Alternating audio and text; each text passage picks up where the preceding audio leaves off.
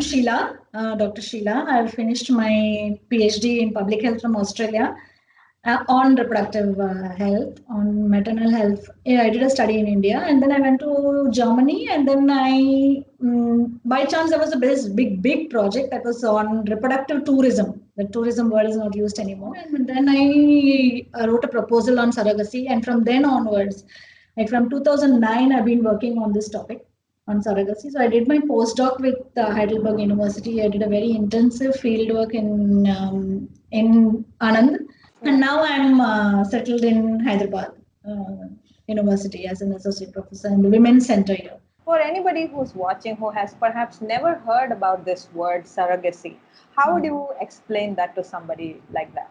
Surrogacy is a kind of procedure where another woman carries a baby for the couple. The woman is unable to carry the baby, so she's rented. So she's paid an amount to actually carry the baby for the couple. So, but there are different kinds of surrogacy. So one is she uses her own egg.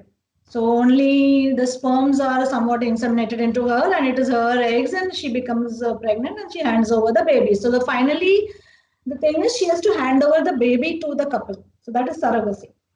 What is happening in India, the gestational surrogacy, she is not allowed legally to use her own egg.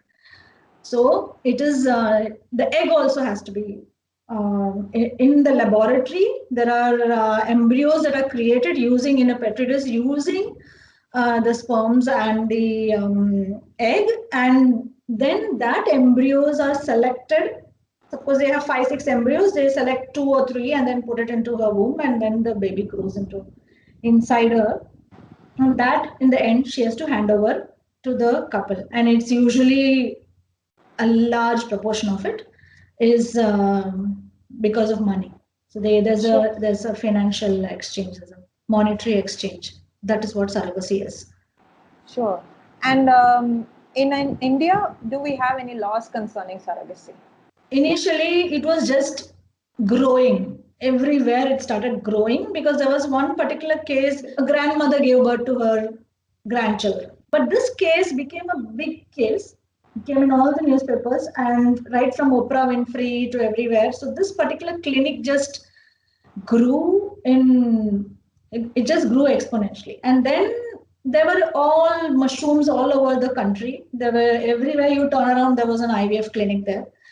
And small clinics were doing surrogacy. There was absolutely no law. In 2008, there was a law it was called ART bill, Assisted Reproductive Technology Bill. And that was just sitting there. There was no particular, rule, regulation. Nobody had even read that draft bill. It was just going on and on. Then recently in 2016, the government introduced the Surrogacy Regulation Bill.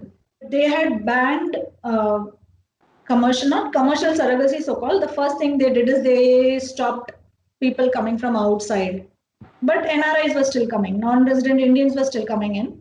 So many of these clinics don't even record the name of the surrogate mother in the records. So it is a intended mother's, the commissioning mother's name that is recorded there. So there's no records at all. At the Rajya Sabha, there's a debate going on. And so that is the Surrogacy Regulation Bill 2016. And it's also now draft has changed to 2019. There are many components in it. One is the commercial surrogacy is completely banned. They're not allowing payment. Altruistic is allowed. Altruistic means you do it without money. So your money, your doctor's bill and other things are all paid for. A relative. So relative is allowed. Homosexuals are not allowed, and the intended parents should be married 5 years, and it's only after that they can opt for surrogacy. We don't know when it's going to be placed in the Rajya Sabha, and once that happens, then it's going to become an act. When we talk about altruistic surrogacy, it's not possible for anybody to be 100% altruistic. But in that, what kind of hush-hush situation happens, do you think? Until now, whatever has been happening is commercial surrogacy. Reproductive rights gives you the right to do what you want with your body. So I have a right to have a child when I want, where I want, and how I want. it doesn't give you automatically rights to use somebody else's body. So if there is a risk factor, there's so many physical risk factors that scientifically proved that surrogacy pregnancies are a lot more risky than the normal pregnancies. And I also, with my study, also found out that these women were having so many health factors. They had faced so many health factors after the surrogacy. So they had got into blood pressure problems. Another woman had a fistula, and uh, so many health problems they're facing. And basically, they were unable to do the kind of work that they used to do before. This is a unanimous thing. All the surrogate mothers told me that they were not able to do the work the way they used to do it earlier. So whether you give money or not, that's another factor. The fact that you are already emotionally and physically affecting another woman's body to have your own child is not a reproductive right, and you that cannot be ethical under any feminist, ideologies. What were the major contentions against this bill? Like, from what I understand, the fundamental one that everybody was raising is, what about the surrogate mother's choice? Mm-hmm. We are such a porn sick country, where we have managed to successfully somehow gaslight people into believing even prostitution is a choice. Exactly. I'm very happy that you brought the analogy of prostitution here. Whoever comes to know about the surrogacy first, they come in the household and they say, okay, there is this way of earning some money. And they somehow convince each other, whether the woman comes to know. Usually it is a man, and usually it is some agent who is roaming around the whole really poor locality, combing the locality to see who's in a terribly poor condition, and then picking up these women, and they're saying, okay, you can get this money. Okay, she says, okay, I don't care, about my health. What if I die? My family is going to improve. And then she goes into surrogacy. Okay, she goes once. She knows it's a terrible thing because she's pumped with hormones right from the beginning. If she doesn't, if she's already breastfeeding her child, first her breast milk is dried out. Then she's pumped up with hormones, then the hormone injections, then the trial. So okay, by the time she might get pregnant, she might not get pregnant. If she's unsuccessful, then she goes again for another trial. So there are 1 or 2, 3 trials before she gets pregnant. And the entire, it's not that, okay, I'm pregnant now, fine. I don't have any medication. Throughout her pregnancy, hormones are pumped into her because it's artificial pregnancy. So in a normal pregnancy, as soon as a woman conceives, the entire brains and your entire body is working towards bringing up the child. So your entire body is working towards it. You don't have to give any directions to any part of your body. The whole body is working. But here it is artificial. So they have to make all these functions. They have to thicken the uterus lining with hormones. So that is the extent of hormones that she is pumped into. Okay, after all this, if she's from a very poor family, she comes back. Okay, my life is saved. I didn't die. Okay, I come back home. That relief. 1 year she takes rest because 3 lakhs has come in. So what happens in a very poor family if they get 3 lakhs? They start buying TV, fridge, these kind of things that they have not had earlier. So these kind of amenities and kind of electronic things comes inside. Money is finished. So what do? They start pushing her to go again. So very poor families, this is the vicious circle that the woman is pushed into. It is only when she goes second time, very poor families, this is what I've observed after my impact assessment study, that it is only if she goes the second time that at least they are able to save some money in very poor families. Many of them just go back into deeper poverty if they do only one surrogacy, because by the time they have got into this habit of having that money, and then they start taking debts, or they buy houses. So they have to sell the house. So there was a woman that I saw. She has gone back on the street. She was living next to a railway track. I'm sure even substance abuse plays a huge role, and when there is a lot of money, I'm sure the men in the family would want to resort to alcoholism. Or the woman is gone for a year, then what does he do? He has girlfriends. I mean, this is it might sound a little unacademic for me to say these things, but this is findings that I have got from the field. So if we call this choice, I mean, the in NDTV they call these two women and made them sit. Both of them were having their first surrogacy. It was not the second or third surrogacy. If you ask a pimp, what do you think about prostitution? She'll say fantastic. Similarly, if you ask an agent, like many of these surrogate mothers, after doing one surrogacy, they become an agent because they know it's terrible. Okay, why not? This is one way I can earn some money. So they get a commission? They get about 10,000 rupees for it after the birth of the child. So it is her duty to actually see that, because surrogate mothers also cry at that point of time, they don't want to give away the child. Now, because she needs the money, she will have to snatch the baby away from the mother. Yeah. And everybody around the surrogate mother is a lot more fit, and she has just had a cesarean. So where does she anyway? Physically, she's unfit to, stand up and say, this is my baby. I'm really curious about this aspect, right? Because when women agree to go into this, in the beginning itself, they are very, very clearly told that the child is not going to be with them. And then when in the end, when she is finding it difficult to part with the child, they just put their hands up in the air and say, well, we already told you.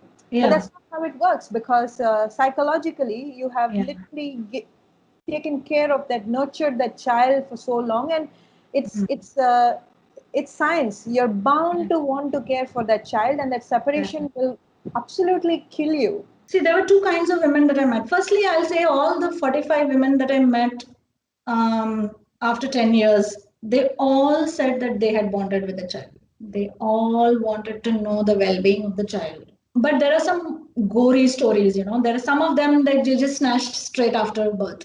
They don't even know. By the time they are awake, the baby is gone. She has to look at herself. Like sometimes what happens is these surrogate mother, these intended parents, they're from abroad. They're not got their passport. They have to wait around for a month or two. So what they do is they request the surrogate mother. Can you become the nanny here? In the hotel room, one room is the intended parents, and one other room, the surrogate mother is staying with the twins and probably one extra, nanny there to look after, to help the surrogate mother. So these are very, very rich people, affluent people from abroad. Boy child is a bit weak, so she was made to breastfeed.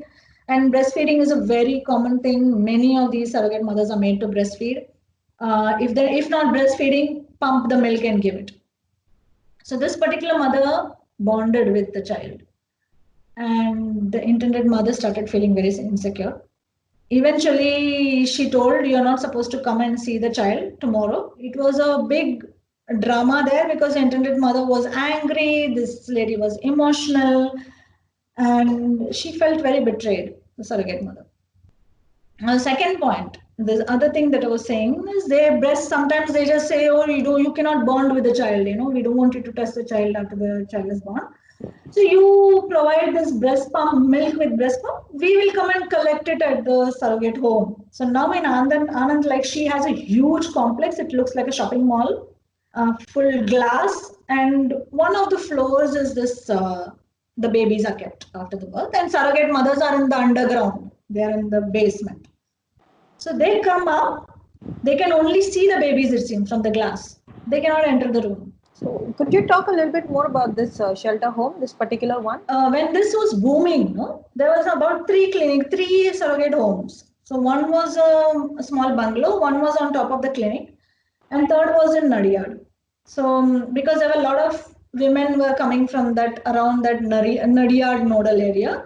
So there was another surrogate home there. There were about 15-20 women staying there. So basically the concept is right from the embryo preparation of the uterus for the baby, the surrogate mothers it is mandatory, it's compulsory that they have to stay here. So they have to stay in that surrogate home. So it's like a hostel situation where there are 20-30 women staying there. They cannot go home the entire 9 months, and many times, as I told you, some of them have to go to the go and stay in a hotel room with the intended parents. Some have to continue staying in the surrogate home, provide breast milk. So it's like a good 1 year. So in that 1 year, they have not much contact with their family or their own children. They are fully concentrated on the surrogate child.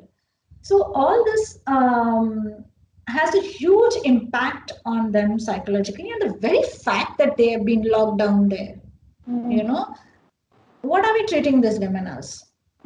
Are they our, baby making machines there? And from what you tell me, there is also a huge business in this, right? Because there is definitely somebody who owns that bungalow who's making money out of keeping those women there, sort of raising funds to sort of run that place, and must be getting sufficient amount of profit to sort of keep that going. So it's not just that all the money that is being raised is coming to the woman directly who is actually doing all the work, much to the dismay of these people that claim, what about the money that she would get? She's so poor, she could use that money, yada yada.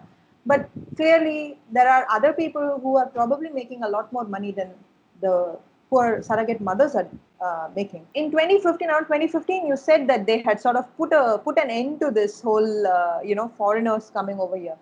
But I get a sense that considering that there is a lot of money to be made in this trade, and I am definitely calling this a trade, I have a feeling that it is probably still running, in the down low, where they're claiming that it is for somebody they're related, but it's actually for somebody abroad who could just fly down as soon as the lockdown is over and maybe take the baby away. So, and I want you to please just mention about the difficulty in regulating such a law, where at the face of it, they're claiming that, well, you're not allowed to do it.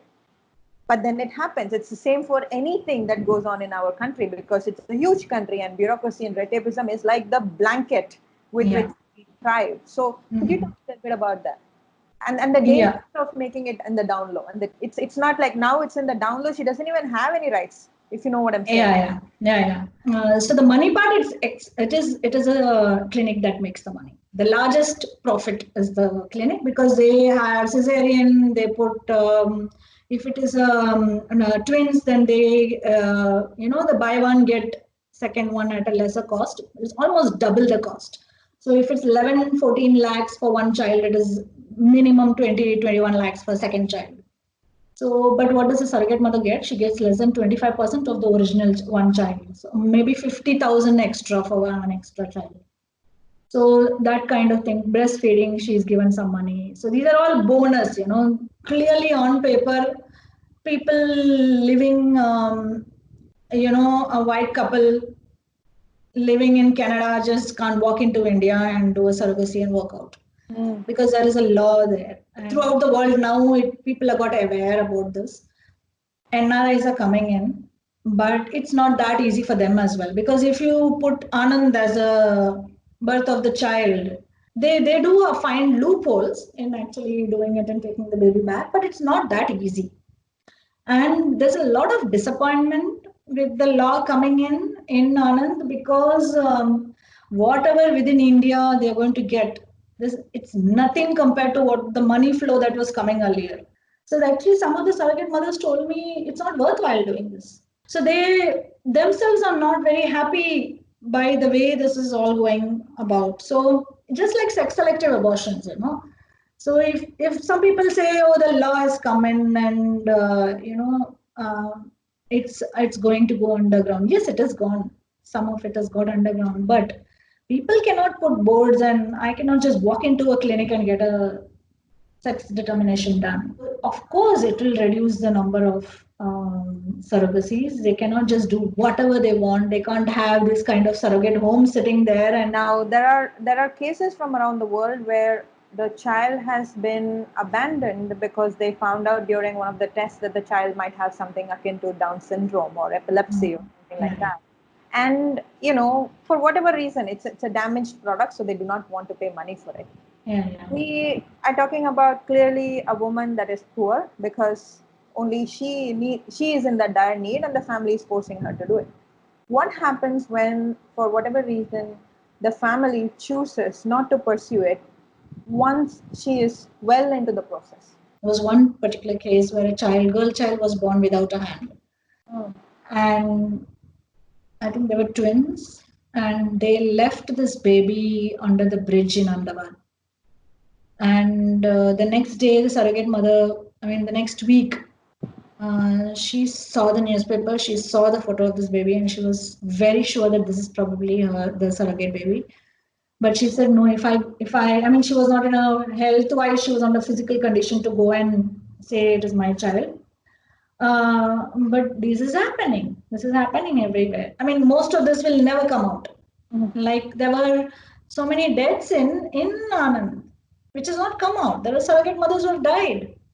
One of my surrogate mothers said that there was her room, her roommate died. So she was going through a terrible trauma throughout her. She was so scared.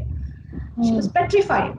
The entire surrogacy process. But there are some, even in spite of that, despite that, there are some news cases like the Australian, couple had come. They were twins. They already had a boy child. They didn't want another boy child. So they had twins. So they took the girl and sold the boys to someone here. So how do we know? How do we track these babies after they are already handed over? Do we know that they actually taken the babies abroad? Where have they left them? There's nothing. Now they're talking about a surrogacy board, but how far can that be implemented?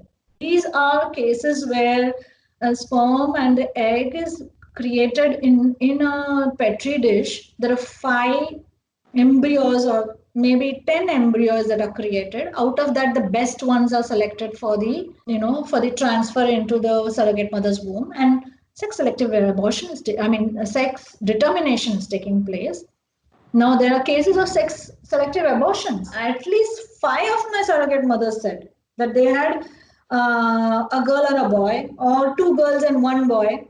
So she puts 5 embryos into a surrogate mother's womb. For what reason? So, okay, 3 of them survived. And what does she do? Then finally she says, oh, no. She's very, very principled that way. She will allow only 2 babies in a surrogate mother's womb. So what she does? She in utero selectively aborts 1 baby. So what kind of risks are they taking on the surrogate mother's body? PGD is not allowed in genetic diagnostics. Pre-implantation genetic diagnostics is not allowed in this country. Sex determination is not allowed. Sex selective abortion is not allowed inside every clinic. How can we go and regulate this? We're talking about postpartum depression to an extent of psychosis in some cases. They're just hysterical, but they don't understand the extent of that psychosis. People hallucinate.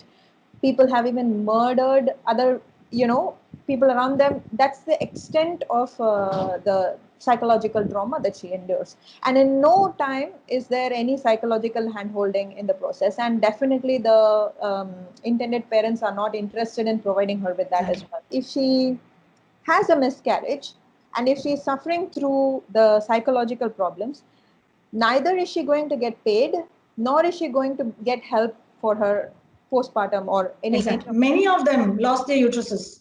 She didn't die, no? She was a near miss. So many near misses. Kidney stones, there were other problems. One woman actually, her kidney failed after this.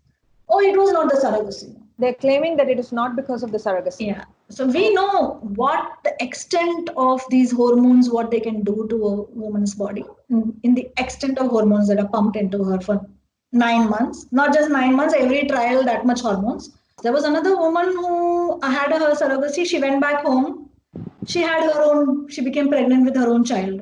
So what she did is, very innocently, she came to the clinic. She said, okay, this is where I had my last baby, surrogate baby. So can I come here and have this? Come for antenatal care here? Once or twice she was allowed. Third time she was slammed a huge bill, which she couldn't. Her husband is an electrician. She went to a government hospital. She had a fistula. And when I went, she cried and cried and cried, such a frail looking woman. And that's what she felt. She said, I felt like dying at that time. It was so painful. There was a lady who came in for surrogacy. Actually, she was pushed in surrogacy. She was doing cleaning work in one of the clinics. Well, she was not ready to do it. They somehow brought her husband to the clinic, coerced him, then convinced, all that happened. She became a surrogate mother. When she was in the clinic, when she was in the surrogate home, her husband had an accident. He fell down. He was a painter. He fell down from somewhere. Severe accident. He was in the hospital. They didn't allow this woman to go home. Huge expenses. Even before she got the money, all her money was spent on his sickness. After she went back, the doctor is actually coercing her. Okay, now you have this money problem, isn't it? Why don't you come back do second surrogacy? He died. By the time I met her, he had recently died. But the fact that she was telling me the story that, what kind of inhuman business is that? This is no different from large-scale animal breeding. Only our gestation period seems to be so long that the process is so arduous. But this is no different from breeders that do the same thing to dogs. Like, how can you deprive her of her livelihood? Is the question that often gets thrown at us. Yeah. The arrogance with which they do that, it makes me wonder if they are the ones that are blind to it. These are the things that are going to happen to you, after which these are the things that are going to happen to you. You may or may not, mostly not, get any support in this period, and you will be completely tied down to this one location. You're not allowed to see your own children. If they are toddlers, you'll be not allowed to feed them milk. If those things are laid out to them at front, that's not what they do. No, they always lay down the financial Yeah. And the thing is, for them at that point of time, finance is the problem. Yeah.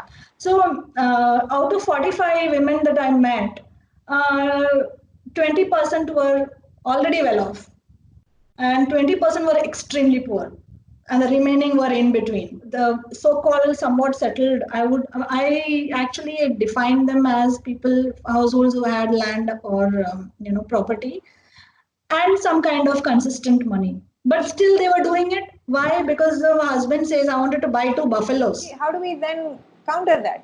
For women that are saying that whatever you're saying is absolutely right, but your argument is not going to give me 3 lakhs, their argument is going to give me 3 lakhs. So I'm going to go ahead with it, fully understanding that these are the repercussions. How do you stop them? You can't stop them. So when a regulation gets passed, it's like saying that we are actually standing in between the 3 lakhs and her. We do want to rehabilitate them, and we do want to provide them. That is exactly what we've been fighting for from the time we fought for land rights, from the time we fought for voting rights, right to education. How do we then alleviate this situation? How do we get women out of a situation where they know that they're going to destroy their body, but they're going to do it anyway? The fact that many of them didn't go for a second surrogacy. In my study, there were 45 women. They were, out of that, 25% were extremely poor. They didn't go for a second surrogacy. So the fact that somewhere they themselves know that, but they go for that one surrogacy.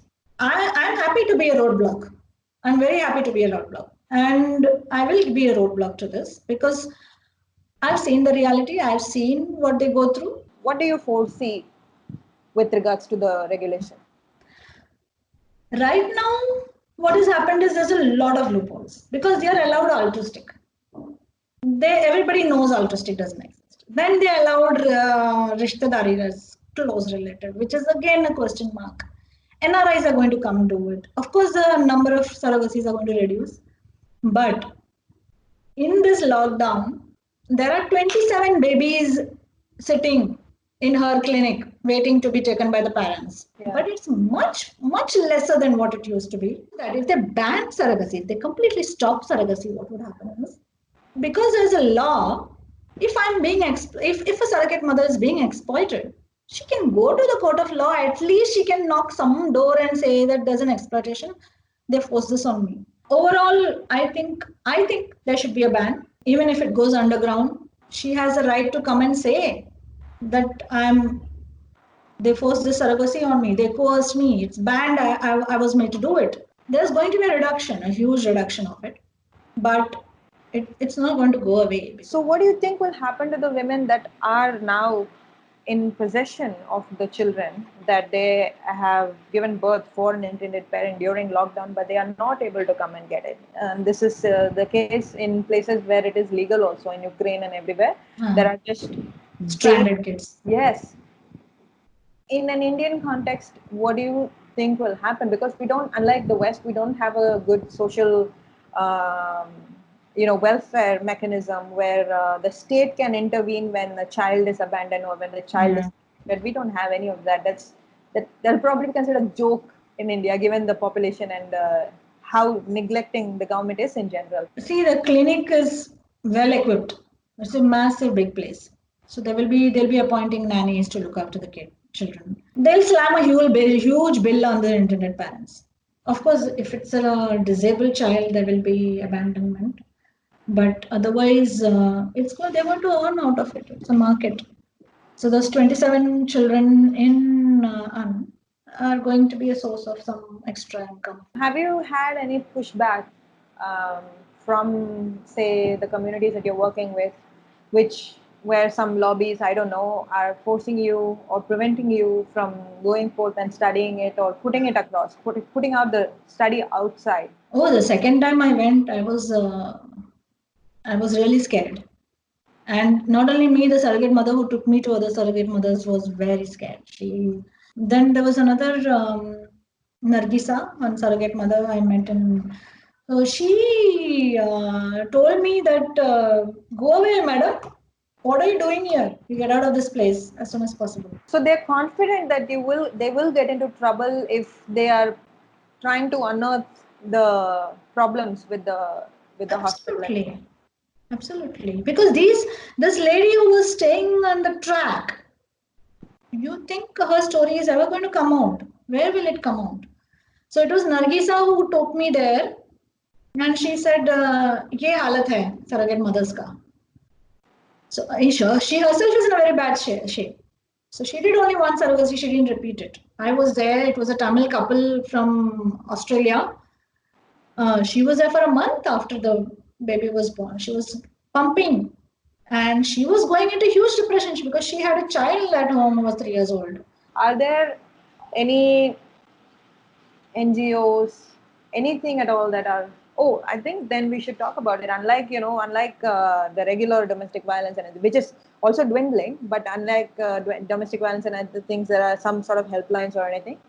For these women, there's nothing. Absolutely nothing. And they dare not, because it's a very strong medical lobby there in the entire belt from Bombay to Ahmedabad. I contacted a doctor in Bombay. He treated me so badly, he made me wait for 4 hours and then he said, just get back to Germany. You don't know how poor they are.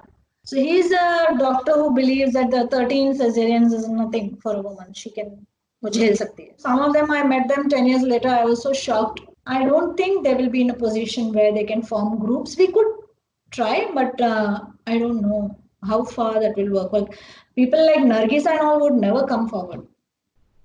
They don't want to be associated with anything around this at all. Around being against the clinic or being against the doctor. Well, I guess then the only hope is that the Rajya Sabha passes the bill in a way that it at least, to some extent, provides some sort of a humanitarian to this. Otherwise, absolutely no hope for this women. Exactly. But there is some conversation going on about trying to rehabilitate them at all. Would that be one of? No. Oh, you're so confident. Wow. No, there's nothing going on about rehabilitating. See, they are all underground. Anyway, they're coming with the dupatta on their face. Who knows them? They are anonymous completely. So the absolutely only hope is that women don't engage in it. Yeah. If they don't engage in it, they will not be exploited, and that's the only way out for these women.